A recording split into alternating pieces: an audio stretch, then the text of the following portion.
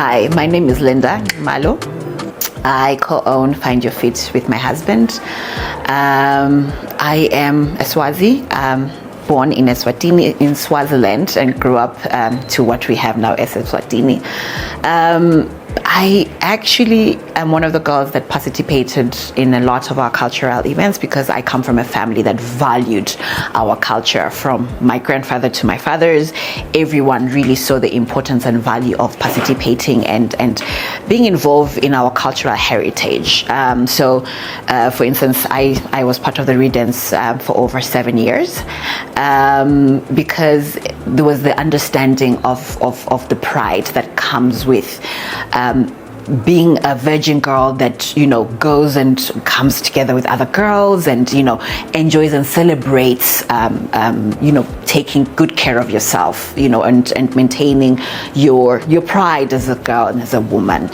As I grew up with all of that upbringing and that understanding, I think it also carried through in terms of the life that we live now, but also in terms of the business that we decided to venture into. So Find Your Feet, as you can see around, carries a lot of traditional attires and sort of celebrates things that are created and made in Africa.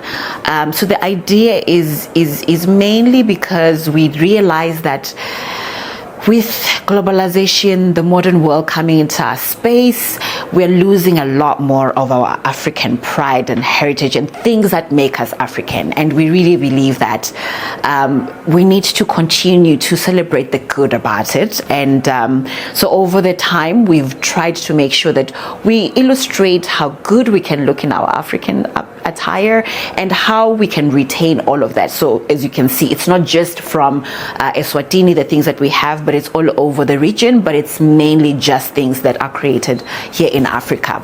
So I think for the most part, it's just to say, we hope that as we continue as a people, we understand the importance of retaining what makes us unique as Africans and what makes us, it's beautiful. And if we don't embrace it, it's very difficult for us to actually expect other people to see the beauty in it if we're not really doing the most around it. So that's the whole idea, that you can have your feet in what is originally and comes within our African continent and context.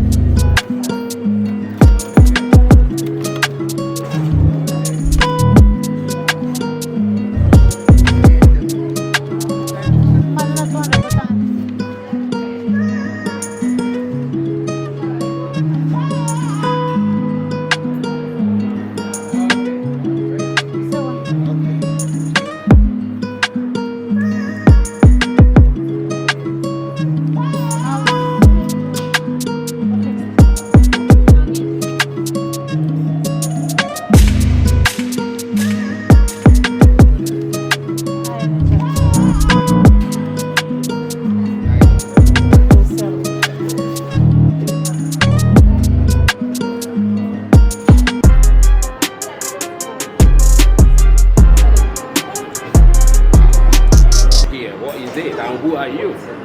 My name is This is 268 James Restaurant.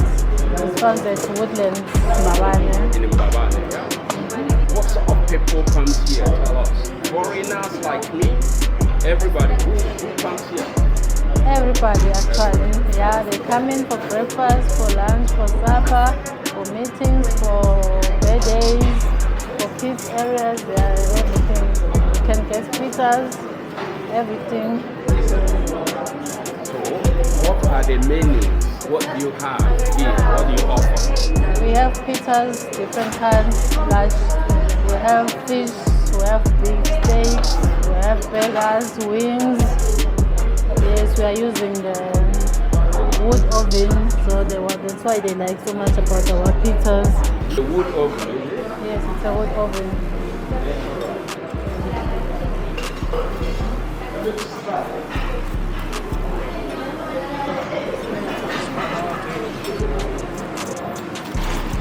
So, as a Swazi, I'm making a documentary about Reed dance. What do you think about the Reed dance? Reed dance is a good thing to join. Most people like it. I was once there before. Is it? Yeah, I How many once years went there. ago? I can't remember. I can tell you. It was a long time ago. Yeah, it's very funny. It's very it's relaxing. So you meet new friends, new people, new different cultures. So yeah. Okay, thanks for speaking to us. Okay? Many of my YouTubers ask me, why did Eswatini change from Swaziland to Eswatini?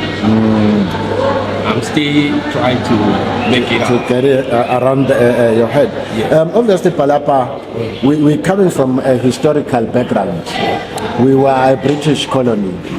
We were colonized by the British up until 1968, where we got our independence.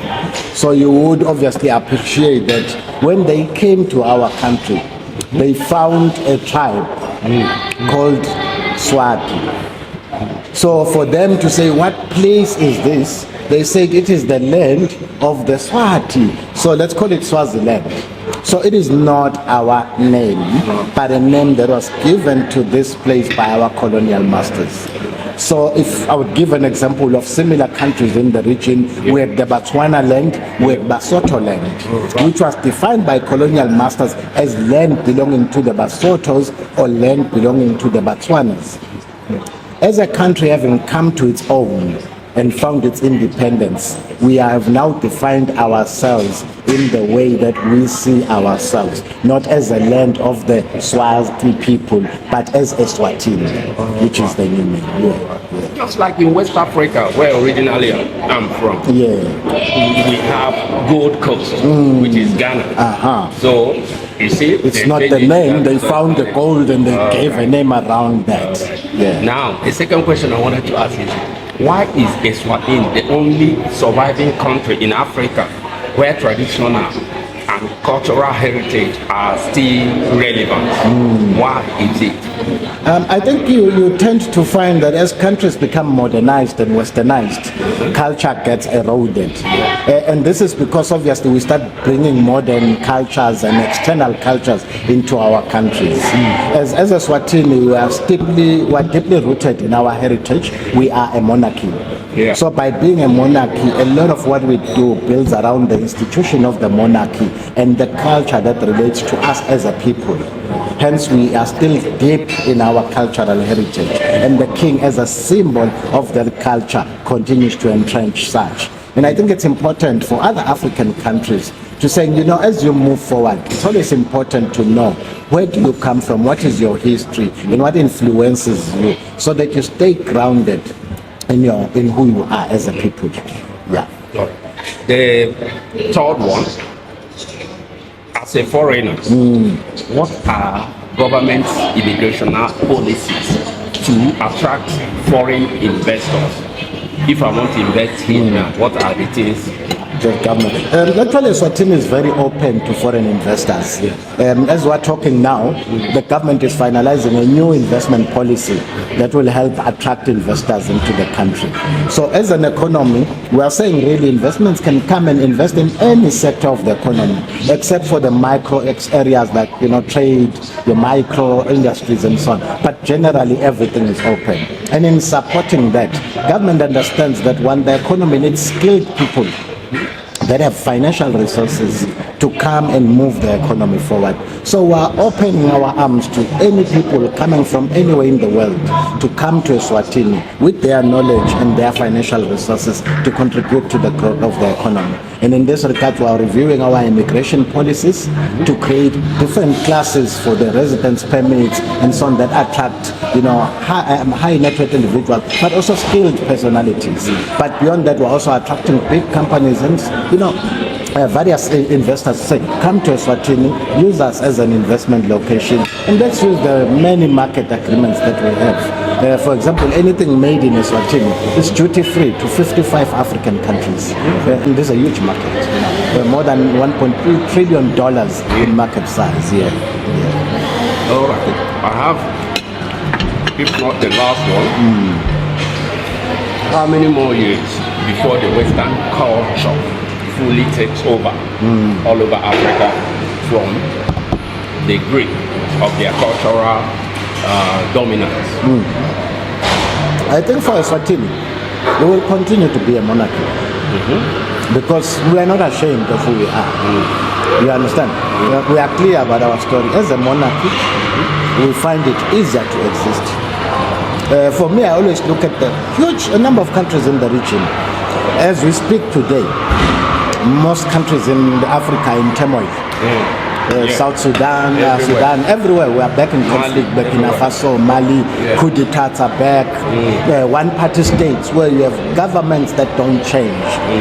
We have seen presidents changing constitutions to stay on to power.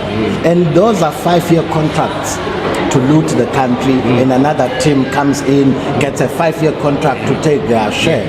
For us, the institution of the monarchy provides stability, assurance and predictability of policies and the structure.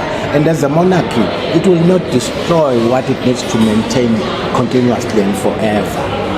So we pride ourselves in that. And we believe that the Western ideologies are good because they bring with it, new ways of doing things, innovation, technology. So we take what's good from the West while maintaining our cultural heritage. That's a fantastic one. Let me chip in this.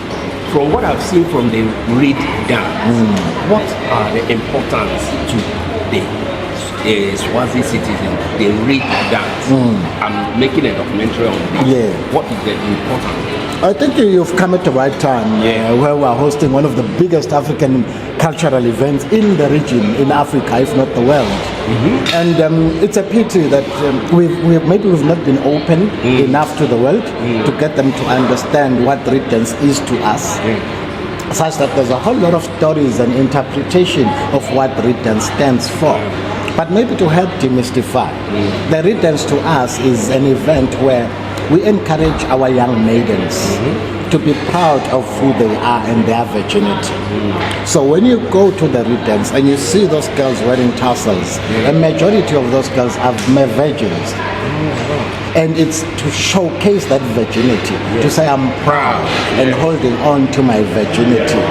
And this is a way for us to entertain, the girl child in making sure that they're not affected by these many things that are destroying our kids today. Thank you so much, Mr. Eswatini. Zizwe. Thank you so much.